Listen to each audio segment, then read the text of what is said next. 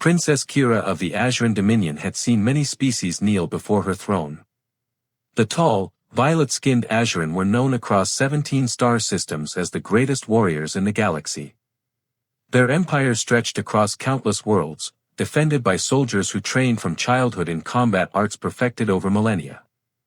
So when the Galactic Council assigned a human to her personal command ship, she almost laughed. Humans were new to the galactic community. Barely 2 generations since first contact. They had no proud warrior tradition, no enhanced physiology, no ancient battle wisdom. The council claimed it was for diplomatic purposes, a gesture of inclusion. Kira saw it as an insult. The human arrived in a standard transport. He stepped onto her flagship, the Starfire, wearing a simple gray uniform. No ceremonial armor. No weapon visible. He was young, perhaps mid-20s in human years, with brown hair and calm eyes. He approached her observation deck and offered a respectful nod. Not a bow. A nod. Princess Kira, I'm Ryan. I'll be serving as your human liaison officer. Her guards bristled at his casual tone.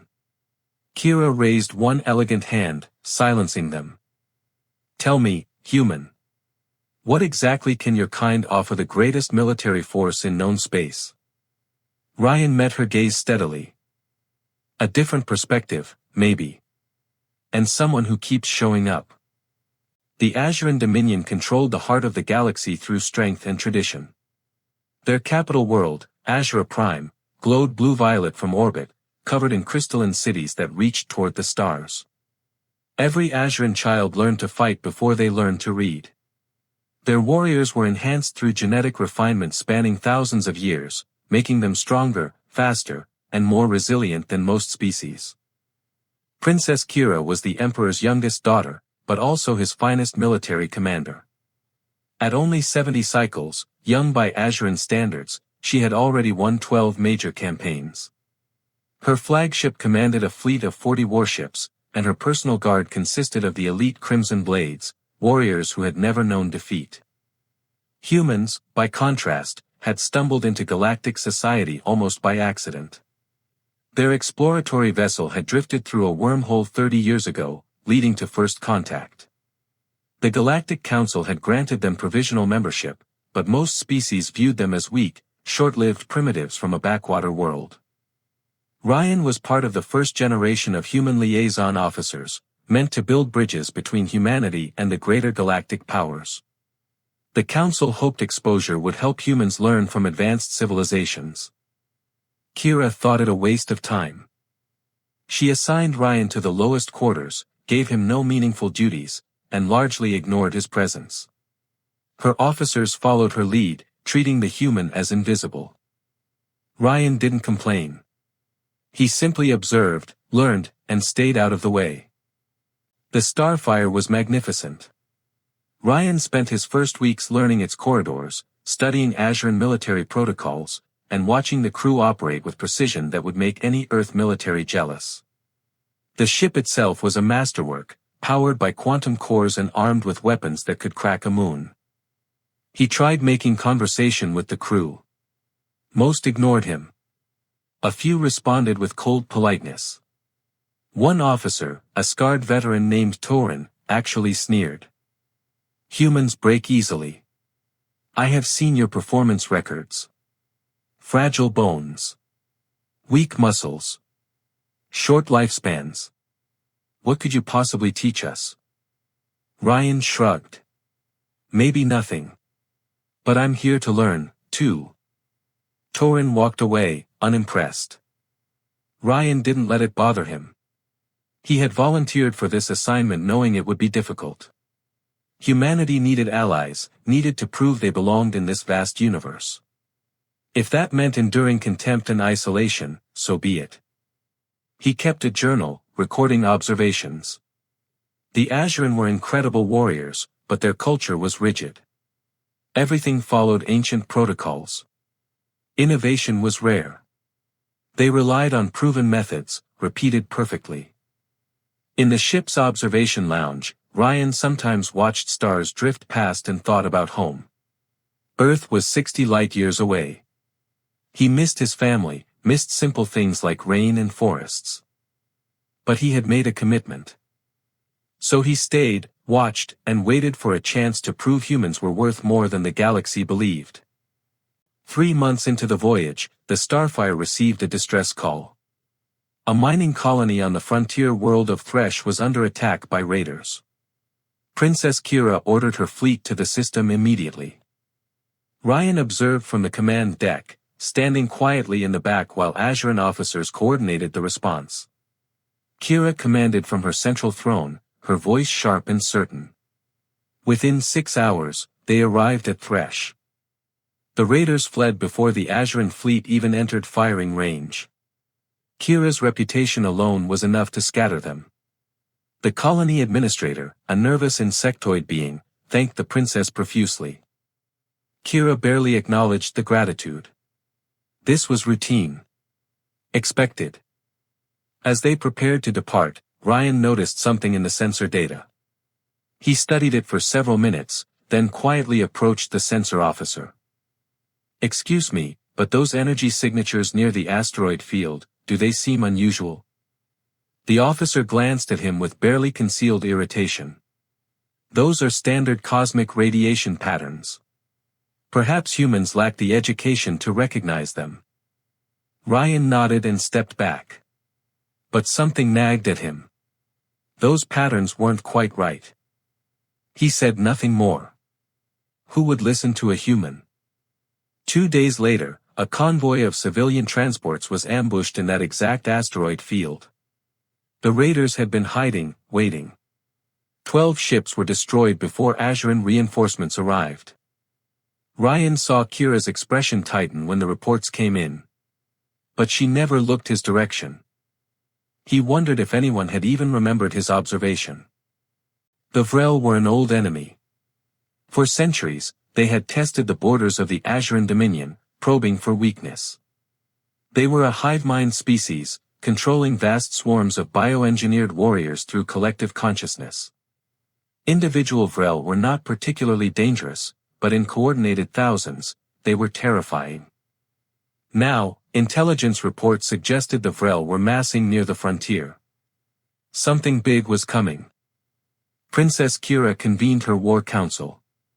40 senior officers gathered in the strategy chamber, their violet faces grim as they reviewed tactical displays. Ryan stood against the far wall, present but unacknowledged. "They are gathering a swarm fleet near the Corvus Nebula," Kira announced. "Our scouts estimate 200,000 bioships. This will be their largest offensive in a generation." The officers murmured. Even for the Azuran military, those numbers were concerning. "We will meet them at the threshold gate," Kira continued. "That hyperspace junction is the only viable route to our core systems.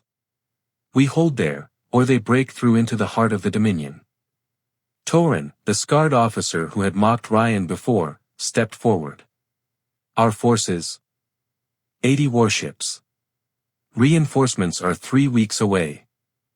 The council chamber fell silent. The math was brutal. But Kira's expression showed no fear. "We are Azuran. We have held against worse odds. We will fight with honor and prevail." The officers struck their chests in salute. Ryan watched, impressed by their courage even as he worried about their chances. The fleet took up positions around the threshold gate, a massive spatial anomaly that allowed faster-than-light travel between sectors.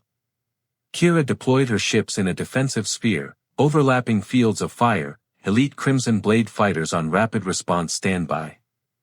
Ryan studied the tactical situation from his assigned monitoring station. The Vrel would have overwhelming numbers.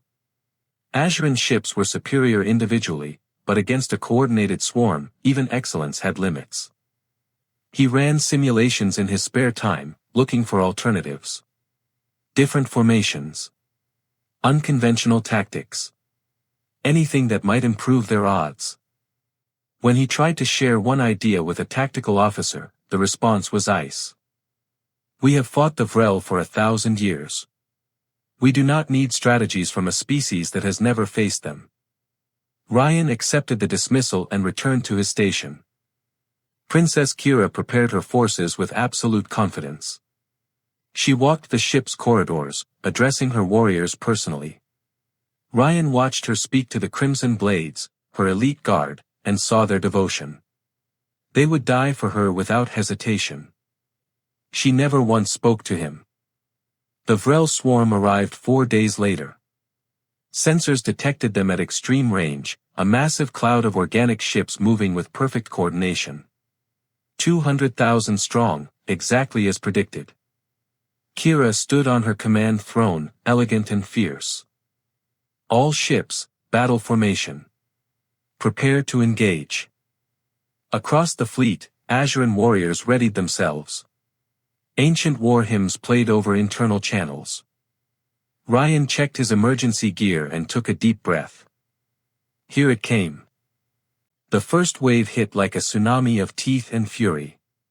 Vrel bioships were living creatures, bred for war, covered in organic armor and armed with acidic projectiles. They moved in perfect synchronization, flowing around defensive fire, overwhelming through sheer numbers. The Azuran fleet fought magnificently. Energy beams cut through swarm formations. Missiles bloomed into fire among the organic ships. Crimson Blade fighters danced through the chaos, pilots performing maneuvers that would kill a human from the G-forces alone. But for every 100 Vrel ships destroyed, more surged forward. The battle raged for 6 hours. Then 12. Then 20. Ryan watched the tactical displays, seeing the pattern. The Vrel weren't trying to destroy the Azuran fleet outright. They were testing, probing, learning. The hive mind was studying Azuran responses, adapting, preparing for a killing blow. He tried to warn the tactical officer again. Again, he was dismissed. On the second day of battle, 3 Azuran warships were overwhelmed and destroyed. Kira's expression remained stone, but Ryan saw her grip tighten on her throne's armrest. The Vrel pressed harder. By the third day, the Azuran had lost 15 ships. Exhaustion was setting in. Even enhanced warriors grew tired. The Vrel, controlled by a hive mind that never slept, never fatigued, kept coming. Kira refused to retreat. The threshold gate could not fall. Ryan understood her reasoning, but saw the mathematics of attrition working against them. Unless something changed, the fleet would be ground down to nothing. He kept running simulations, searching for an answer. On the 4th day, the Vrel changed tactics. A massive formation broke through the defensive perimeter on the eastern flank, making a direct thrust toward the Starfire itself. Kira recognized the danger immediately. Their targeting command. Crimson Blades, intercept. Her elite fighters launched, engaging the Vrel thrust with desperate intensity. The space around the Starfire became a maelstrom of weapons fire and dying ships. Ryan felt the flagship shudder as impacts struck the shields. Damage reports flooded in. A Vrel acid projector breached the outer hull on Deck 7. Emergency bulkhead sealed, but 30 crew were lost. The Crimson Blades were being overwhelmed. There were simply too many Vrel. Kira stood from her throne. All power to forward weapons. We break their formation or we die here. The crew responded instantly, rerouting energy. The Starfire's main cannon, a devastating weapon that required enormous power, began charging. But the Vrel adapted. Sensing the energy buildup, they shifted formation, spreading out, making a single devastating shot less effective. Ryan watched the tactical display. The hive mind was learning faster than the Azuran could adapt. Every strategy, every technique, was being analyzed and countered. In the chaos, he finally saw it. The pattern. The way the Vrel coordination flowed through their formation, the slight delays in response from different sections of the swarm. He understood. But would anyone listen? Ryan moved quickly across the command deck, dodging officers coordinating defensive responses. He reached Kira's throne just as another impact rocked the ship. Princess, I need 30 seconds. She glanced at him, surprised he had dared approach during battle. Her eyes flashed with irritation. Human, return to your station. The Vrel hive mind has a communication lag. I've tracked it in their formation responses. If we hit specific nodes in their swarm simultaneously, we can create coordination cascades. Torin, bloodied from a console explosion, snarled. Impossible. We have studied the Vrel for centuries. There are no such nodes. Ryan pulled up his simulation on a nearby display. There are.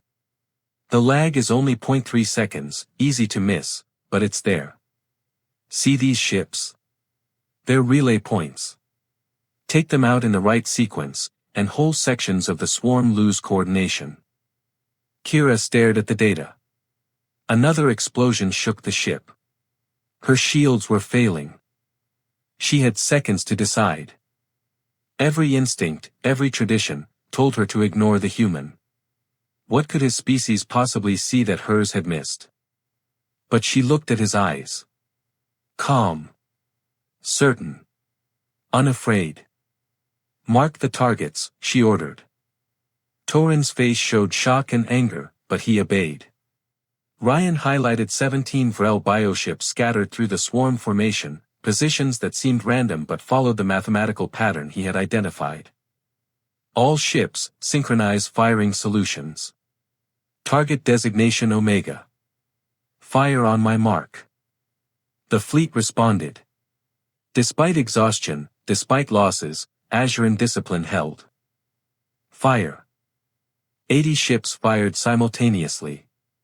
17 Vrel bioships died. And the swarm convulsed. Coordination collapsed across an entire section of the Vrel formation. Thousands of bioships suddenly moved erratically, their hive-mind connection disrupted. They collided with each other, drifted out of position, became vulnerable. The Azuran fleet struck hard, punishing the disorganized swarm. Thousands of Vrel ships were destroyed in minutes. But the hive mind adapted. After 6 minutes, coordination restored. The Vrel pulled back, reforming at distance. The immediate assault on the Starfire was broken. Kira's command deck was silent except for damage reports and the sounds of emergency repairs. Every officer stared at the tactical display, then at Ryan. The human stood quietly, hands clasped behind his back, expression neutral. Kira rose from her throne and walked toward him. Her presence was overwhelming, nearly 7 feet tall, violet skin marked with silver warrior tattoos, eyes that had seen countless battles. She stopped directly in front of Ryan. How did you see what we could not? Ryan met her gaze. Different perspective, like I said. Humans aren't stronger or faster or smarter than Azuran. But we're good at finding patterns, maybe because we've had to be. We're not apex predators. We're survivors. Kira studied him for a long moment. Then, slowly, she placed her fist over her heart in an Azuran gesture of respect between warriors. You have given us a weapon against the swarm. The Dominion is in your debt. Ryan returned the gesture, human hand over human heart.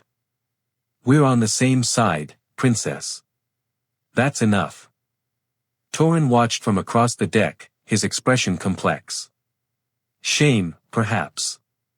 Or the beginning of understanding. The Vrel would return.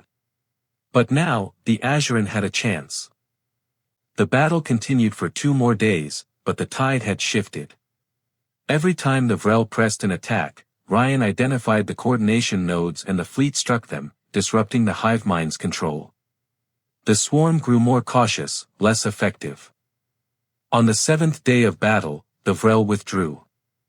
The Azuran fleet had lost 23 ships and thousands of warriors, but they had held the threshold gate. The victory belonged to them. And everyone knew a human had made it possible. Kira ordered Ryan to her private strategy chamber. He entered to find her studying star charts, her expression thoughtful. The Vrel will adapt to our new tactic, she said without preamble. The hive mind learns. Next time, they will protect the coordination nodes or alter their communication structure. Ryan nodded. Probably. But we'll adapt too. That's what this is, right? A long war of adaptation. Kira turned to face him. For 1,000 years, my people have fought the Vrel the same way. Strength against numbers. Discipline against chaos.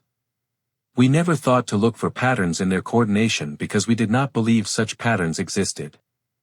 You never had someone watching from the outside, Ryan said. Sometimes you need fresh eyes. Tell me about your people. Truly. Not the council reports. I want to understand how a species with no warrior tradition could see what we missed. Ryan considered. Humans are contradictions. We're individually weak but collectively stubborn. We have short lives but long memories. We're terrible at a lot of things, but we're really, really good at not giving up. Kira sat, gesturing for him to do the same. For the first time, she looked at him as an equal. Tell me more. Ryan spoke about Earth, about humanity's history of survival against odds. How humans had climbed from prey species to planetary dominance not through strength but through cooperation, tool use, persistence, and pattern recognition. How human brains were wired to see connections, to find meaning in chaos. Kira listened, genuinely fascinated. Your species hunted prey by chasing them until they collapsed from exhaustion. Persistence hunting, yeah. We're not fast, but we can run forever if we pace ourselves. We literally ran animals to death over days. That is horrifying. Ryan laughed. We're endurance predators. It's not glorious, but it works. Kira's expression shifted to something like understanding. You do not quit. No matter how long it takes. Exactly. She stood and walked to a viewport showing the starfield beyond. I believe humans were cowards because you avoid direct confrontation. You negotiate, delay, seek compromise. In Azuran culture, this is weakness. And in human culture, unnecessary fighting is stupid, Ryan said. Why break yourself against a wall when you can find a door? But when necessary, you fight. When necessary, we don't stop. Kira was silent for a long moment. I owe you an apology, Ryan. I judged your entire species by my culture's standards. That was arrogance. Ryan stood and approached the viewport, standing beside her. And I assumed all Azuran were too proud to listen to outsiders. Maybe we both learned something. She glanced at him, a slight smile touching her features. Perhaps we did. Outside, stars glittered. The war was far from over. But something had shifted between them. A wall had come down. Word of the humans' contribution spread through the fleet. Attitudes began to change. Officers who had ignored Ryan now nodded in acknowledgement when he passed. Some even asked questions, curious about human perspectives. Torin approached him in the ship's recreation area, his scarred face serious. I mocked you when you arrived. I believed you had nothing to offer. I was wrong. Ryan accepted the apology with a nod. You didn't have any reason to think otherwise. Humans are new here. We have to prove ourselves. You proved yourself when the Vrel came. You stayed calm when others panicked. You saw what we could not. That is the mark of a warrior, regardless of species. They shared a drink, a traditional Azuran beverage that tasted like burning metal to Ryan's tongue, but he finished it without complaint. Torin laughed, a sound of genuine respect. Kira began including Ryan in strategy sessions. His insights were valuable, his different way of thinking opened new possibilities. He didn't know Azuran military doctrine, which meant he wasn't constrained by it. When he suggested using unpredictable timing in patrol patterns, the officers initially resisted. Azuran tactics relied on precision and schedule. But Kira ordered a test. The irregular patterns made it harder for Vrel scouts to predict fleet movements. Another small advantage. Another adaptation. Ryan and Kira spent increasing time together, discussing tactics, cultures, philosophy. She told him about Azuran history, the honor codes that governed their civilization. He shared human literature, plays, music. She was surprised to learn humans created art about loss and failure as often as victory. Why celebrate defeat, she asked. Because sometimes courage means keeping going after you lose, Ryan answered. Sometimes the real story is what happens after everything falls apart. Kira found that perspective strange and intriguing. The Vrel returned 3 weeks later with a new strategy. They had adapted, just as Kira predicted. The coordination nodes were now heavily defended, layered within the swarm where they were harder to target. The battle at the threshold gate resumed. This time, the Azuran fleet was reinforced. 60 additional warships had arrived, bringing total strength to over 100 vessels. But the Vrel had also increased their numbers. Nearly 500,000 bioships swarmed through the sector. The fighting was intense. Ryan worked alongside Azuran tactical officers, analyzing Vrel patterns, suggesting targets.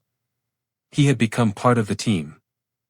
During a fierce engagement, a Vrel strike group broke through and launched boarding pods at the Starfire.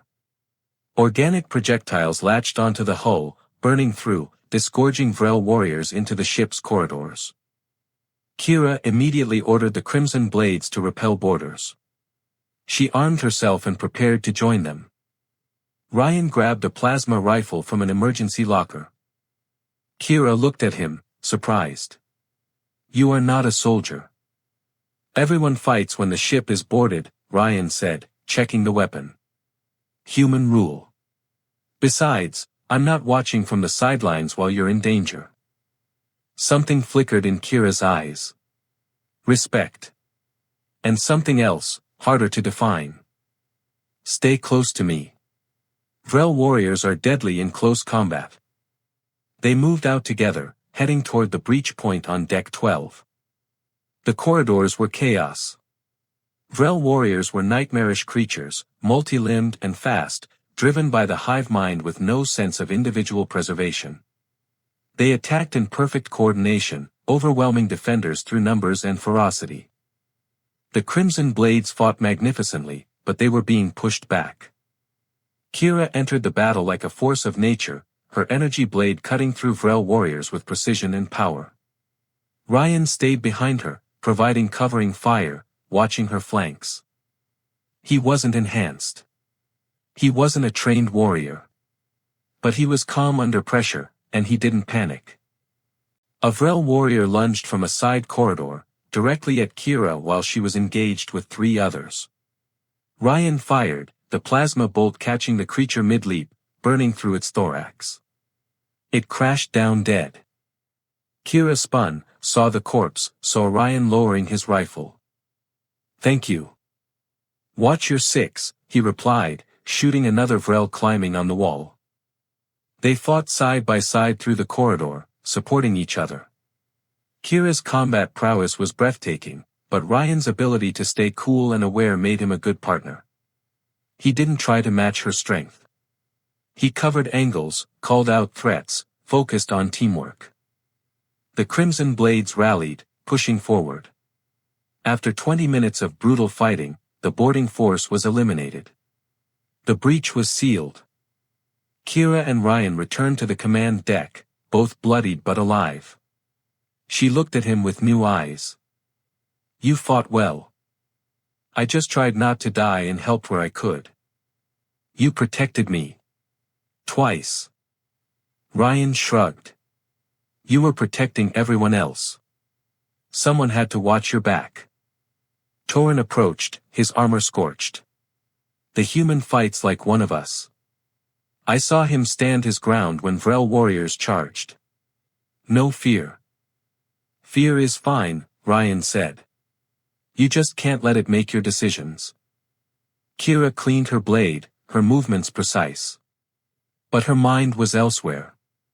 The human had fought beside her without hesitation. While her own warriors were trained from childhood for battle, Ryan had simply picked up a weapon and stayed. Not because of honor codes or warrior tradition. Simply because it needed to be done. She found herself thinking about him more than tactical considerations warranted. This was becoming complicated. The battle raged for another week. Both sides poured resources into the threshold gate, understanding its strategic importance. The Azuran could not let it fall. The Vrel could not advance without it. Ryan continued identifying patterns, helping coordinate fleet responses. He had become essential to the command structure. Kira relied on his insights, trusted his judgment. They spent long hours on the command deck, standing side by side, making decisions that affected thousands of lives. During a rare quiet moment, Kira asked him, "Do you miss your home?" Ryan nodded. "Every day. But this is where I need to be." "Why?" "You could have refused this assignment. No one would have blamed you. Because humanity needs to prove we're worth including in the galactic community. Because building bridges matters. Because if I can help save lives by being here, then being homesick is a small price." Kira studied his face. "You carry great responsibility for someone so young." "I'm 26. Not that young. I am 70 cycles. In Azuran years, you are barely an adult." Ryan smiled. "How old does that make you in Earth years?" "Approximately 32. We age more slowly." "So you're not that much older. And you command a fleet."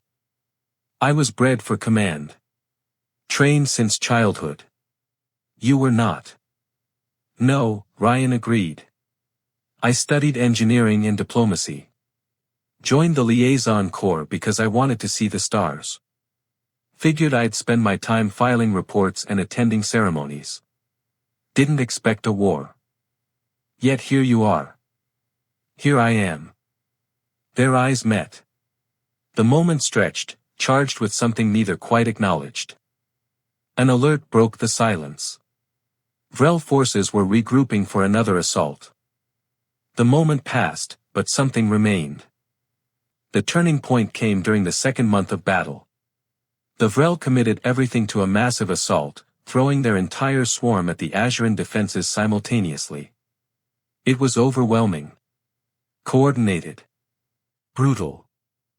The Azuran fleet fought desperately, but the numbers were impossible. Ships fell. The defensive perimeter contracted. Casualties mounted. Kira stood on her command throne, directing the battle with fierce determination, but Ryan could see the math. They were losing. "Princess, we need to fall back," Torin urged. "Regroup at the secondary defensive line. If we abandon the threshold gate, the Vrel will pour into the core systems. Billions will die. If we stay, the fleet will be destroyed." Kira's hands clenched. Every option was terrible. Ryan stared at the tactical display, his mind racing through possibilities. There had to be something. Some pattern, some option. Then he saw it. "The nebula," he said suddenly. Kira looked at him. "What?"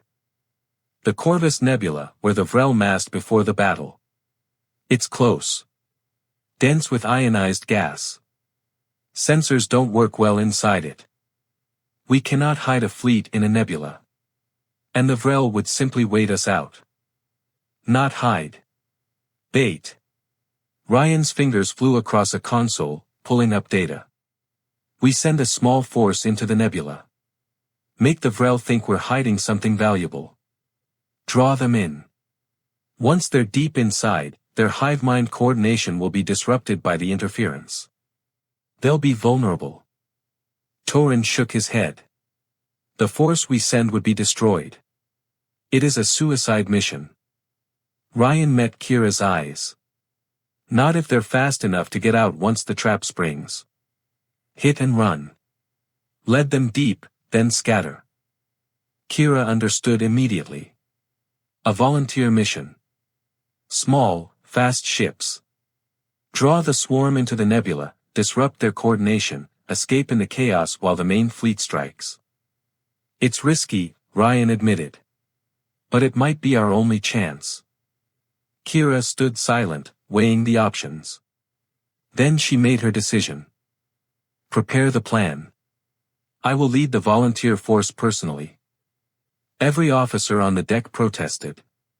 Ryan stepped forward. Princess, you're too valuable to risk on this. She looked at him with absolute certainty. I will not ask warriors to die for a plan I am unwilling to execute myself. This is the Azuran way.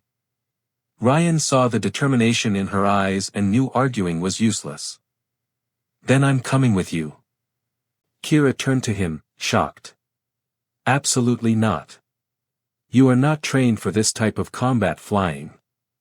I'm trained well enough. And you need someone who can calculate trajectory adjustments on the fly. That's literally what I studied. Spatial mathematics and navigation. Ryan, this is not your fight. He stepped closer, his voice quiet but firm. Yes, it is. It became my fight the moment I joined this crew. You said it yourself, I'm part of this fleet. That means I go where I'm needed. Their eyes locked. The command deck had gone silent, every officer watching. Kira saw something in Ryan's expression. The same thing she had seen when the Vrel boarded the ship. No hesitation. No doubt. Just calm determination. You understand this will likely be a one-way mission. I understand. She wanted to refuse. Every instinct told her to keep him safe on the flagship. But she also knew he was right.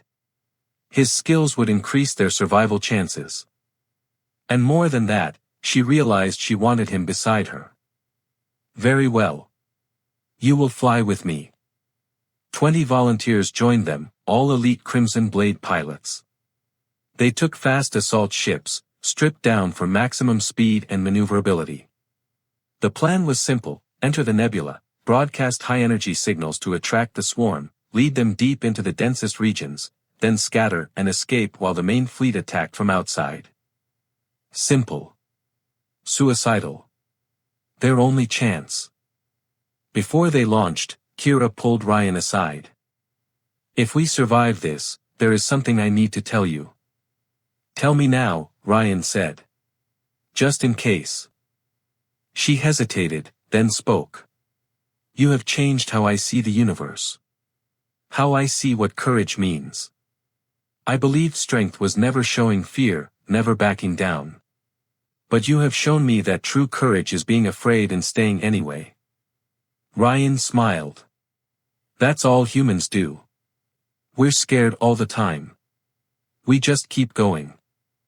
Kira reached out and placed her hand on his shoulder, an Azuran gesture of deep respect and affection. Stay close to me out there. Always. They launched into the dark.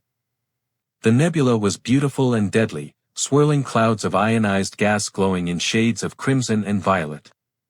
Visibility dropped to almost nothing. Sensors became unreliable. The volunteer force flew in tight formation, Kira's ship leading with Ryan in the navigator seat beside her. They activated their high-energy broadcasts, powerful signals that screamed their location. The Vrel responded immediately. The swarm changed course, pouring toward the nebula like a living tide. They are taking the bait, Kira said, her voice tense. Ryan monitored their position. We need to get at least 40 kilometers deep before we spring the trap. The interference has to be strong enough to disrupt their hive mind. The volunteer force pushed deeper into the nebula. Behind them, hundreds of thousands of Vrel bioships followed, filling the clouded space with organic death. 20 kilometers. 30. The interference grew stronger. Communication between the volunteer ships became difficult. At 35 kilometers, the Vrel closed to attack range. They are opening fire, one pilot reported. Taking evasive action. The Crimson Blade pilots were the best in the Dominion, but even they struggled in the dense nebula. One ship took a hit and spiraled into the gas, lost. 40 kilometers. Now. Kira ordered. Scatter pattern Omega. The volunteer force broke apart, each ship racing in different directions, using the nebula's interference to mask their movements. The Vrel swarm, committed to the pursuit, plunged deeper. And their coordination began to fail. Without clear communication, the hive-mind connection weakened. Individual Vrel bioships became confused, uncertain. They collided with each other, fired at false sensor readings, lost cohesion. Outside the nebula, the Azuran main fleet struck with overwhelming force, catching the disorganized swarm from behind. The plan was working. But Kira's ship took a hit. The impact sheared off their starboard engine. Alarms screamed. The ship spun out of control. Ryan worked the navigation console desperately, trying to stabilize. Compensating with port thrusters. We need to get clear of the nebula. Kira fought the controls. Engine 3 is offline. Maneuvering power at 40%. Another Vrel bioship loomed out of the crimson clouds, firing. Kira rolled the damaged ship, narrowly avoiding the acid projectiles. Ryan returned fire with their remaining weapons, scoring hits but not enough to stop the attacker. More Vrel ships appeared. 3. 5. 8. They were surrounded. I cannot outmaneuver them with only one engine, Kira said, her voice tight. Ryan ran calculations.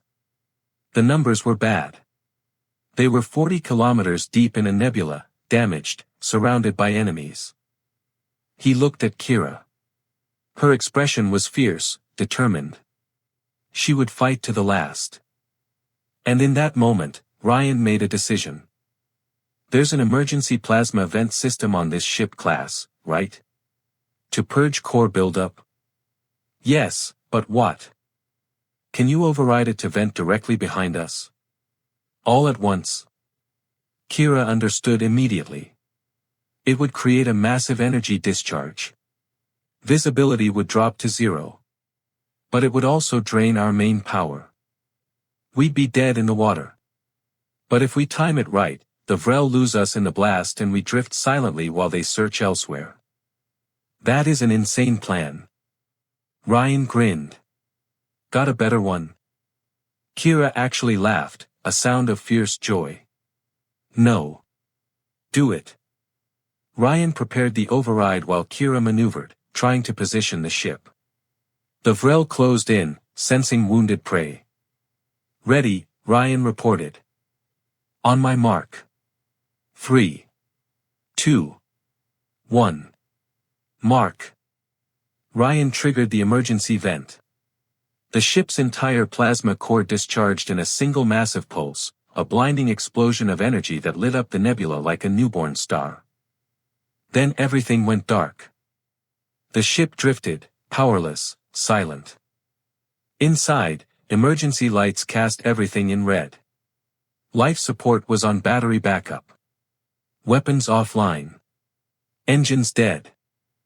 They floated blind in the crimson dark, holding their breath. Vrel bioships moved past them, searching. Confused. The energy discharge had scrambled sensors even more. Minutes passed like hours. Finally, the Vrel moved on, hunting other targets. Kira and Ryan sat in a silent cockpit, alive but stranded. That was the most ridiculous plan I have ever followed, Kira said quietly. But it worked. It worked. They looked at each other in the dim emergency lighting. Adrenaline fading. The reality of survival sinking in. And without quite knowing who moved first, they were kissing. The kiss lasted only a moment before they pulled apart, both surprised at themselves. That was, Kira began. Yeah, Ryan said. They sat in awkward silence for a heartbeat. Then Kira smiled, something Ryan had rarely seen. We should probably focus on not dying out here. Probably a good idea. Ryan worked to restore minimal power while Kira sent a distress beacon on emergency channels. It would take time for rescue, but the main fleet had driven off the Vrel. They had won. Hours passed in the drifting ship. They talked quietly, sharing things they had never said before. Kira spoke about the pressure of command, the weight of always being perfect, the loneliness of her position. Ryan talked about feeling small in a vast galaxy, wondering if humanity would ever truly belong. You belong, Kira said firmly. Not because of your strength or technology. Because of your heart. Because when everything fell apart, you stayed. I wasn't going to leave you. I know. That is why it matters.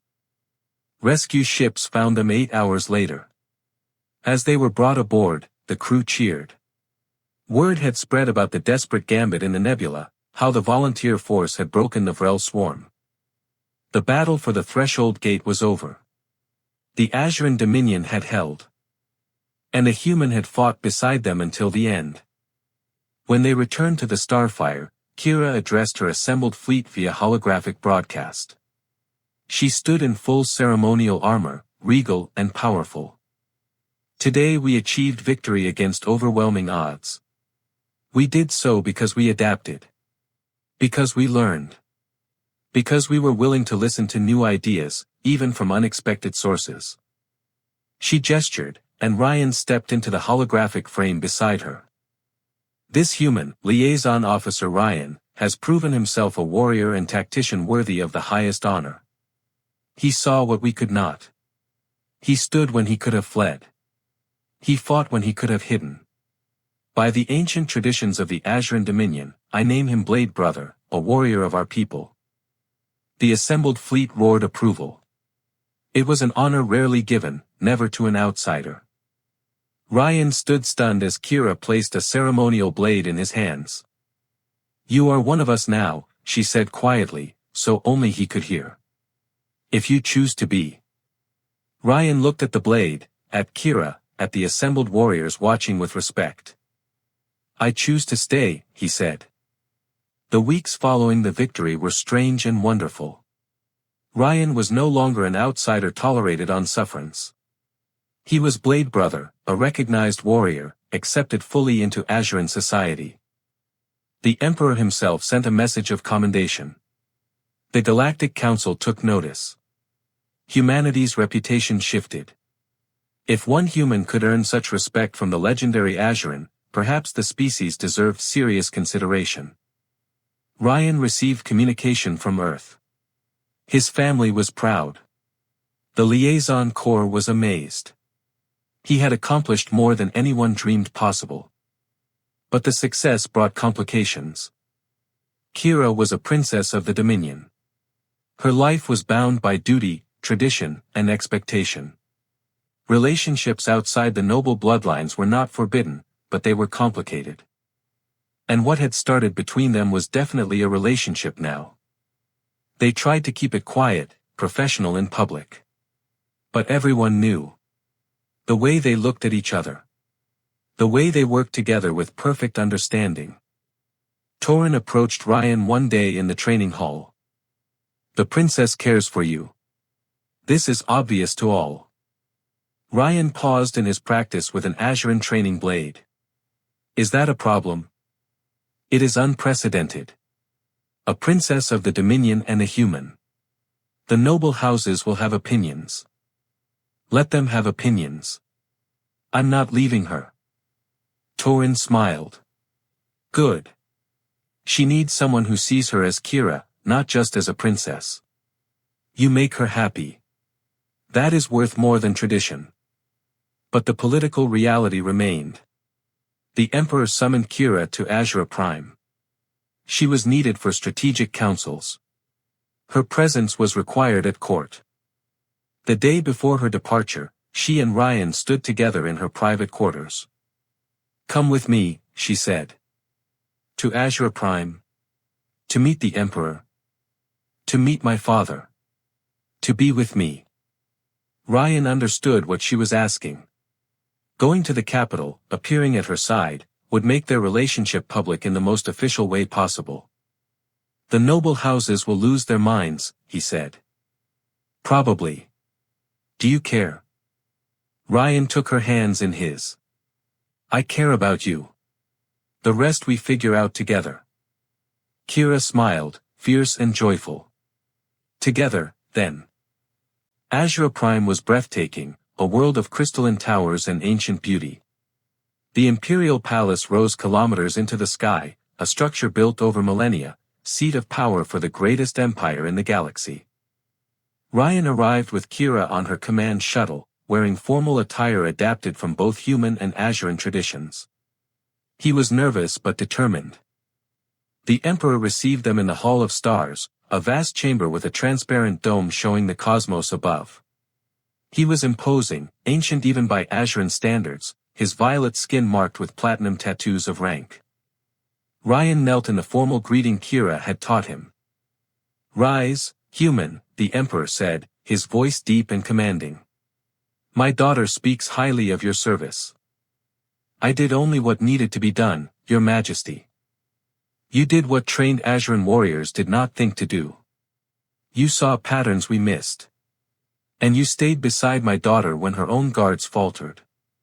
The Emperor studied Ryan with eyes that had witnessed centuries. Tell me, why did you not flee when the battle turned against us? Ryan met his gaze.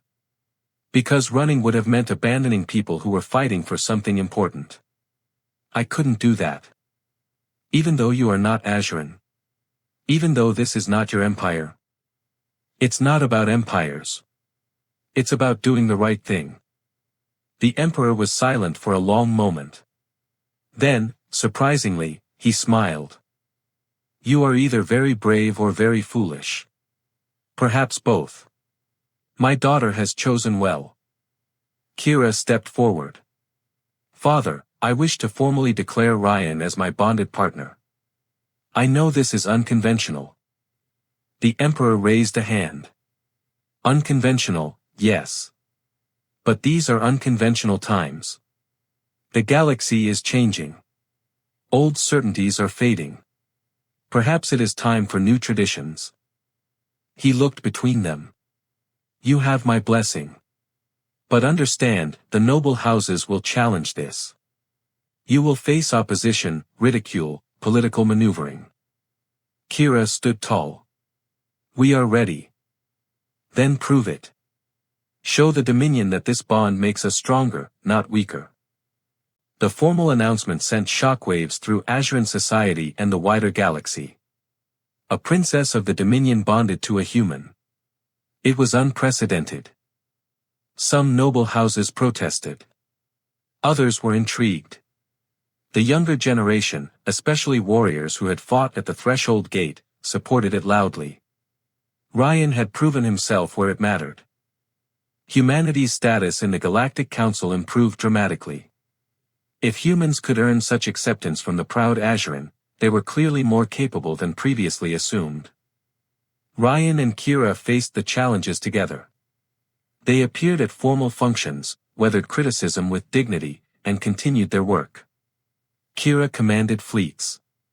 Ryan served as a bridge between species, helping forge new alliances. Their relationship became a symbol. Not of one species dominating another, but of genuine partnership. Of learning from differences. Of strength through unity. Months passed. The Vrel threat diminished as new tactics spread through the Azuran military. Other species began requesting human liaison officers, curious about the perspectives they might offer. One evening, Ryan and Kira stood on a balcony overlooking Azure Prime's capital city, watching the twin moons rise. Do you ever regret it? Kira asked. Staying. Binding yourself to me and all the complications that came with it. Ryan took her hand. Not for a second. You. Never. You changed everything, Ryan. Not just tactics or strategy. You changed how I see the universe. How I see what is possible. You changed me too. Taught me that courage comes in many forms. That strength and honor matter. They stood together in comfortable silence, two beings from different worlds who had found something rare and precious. "What happens next?" Ryan asked. Kira smiled. "Whatever we choose. Together." A year after the Battle of Threshold Gate, a monument was erected at the site. A massive structure of crystal and metal, floating in space, honoring all who had fought and died defending the passage. Among the names inscribed were Azuran, human, and dozens of other species. The battle had become a turning point, the moment when cooperation between different peoples proved stronger than any single empire alone. Ryan stood before the monument during the dedication ceremony, now formally recognized as a commander in the Azuran military and Earth's primary ambassador to the Dominion. Kira stood beside him in full ceremonial armor, both of them representing the alliance their partnership symbolized. The Emperor spoke to the assembled dignitaries. "We built this monument not just to remember sacrifice, but to celebrate what we learned. That wisdom can come from unexpected sources. That courage exists in all forms. That our differences make us stronger when we choose to learn from them." After the ceremony, Ryan and Kira returned to the Starfire. It was home now, more than Earth or Azure Prime. This ship, this crew, this life they had built together. In their quarters, Ryan found a message from his family on Earth.